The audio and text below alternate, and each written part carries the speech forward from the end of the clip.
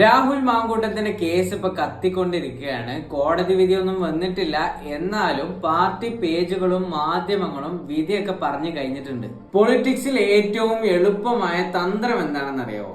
അതാണ് സ്കേപ്ഗോട്ടിംഗ് തിയറി. ഒരു വ്യക്തിയെ കുറ്റക്കാരനായി അടയാളപ്പെടുത്തിക്കൊണ്ട് മുഴുവൻ വിഷയങ്ങളും അയാളുടെ മേൽ തള്ളി മാറ്റും. നമ്മുടെ പാർട്ടികൾ ഒരുപാട് കാലമായി ഇങ്ങനെ ചെയ്തു വരുന്നുണ്ട്. തെരഞ്ഞെടുപ്പിന് മുമ്പ് പ്രതിപക്ഷ പാർട്ടിയിലെ കുറ്റാരോപിതനായ വ്യക്തിയെ പിടിച്ചു കെട്ടിക്കൊണ്ട് ഒരു പൊളിറ്റിക്കൽ വെപ്പണാക്കി മാറ്റുന്നു.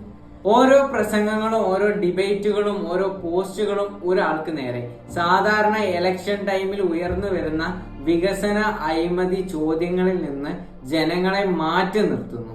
പക്ഷെ രാഷ്ട്രീയത്തിന്റെ യഥാർത്ഥ കളി ഇവിടെയാണ്. മോറൽ ഫ്ലെക്സിബിലിറ്റി തിയറി പറയുന്നത് പോലെ നയങ്ങളും മൂല്യങ്ങളും രാഷ്ട്രീയത്തിൽ സ്ഥിരമല്ല, ലാഭത്തിനനുസരിച്ച് മാറിക്കൊണ്ടിരിക്കും.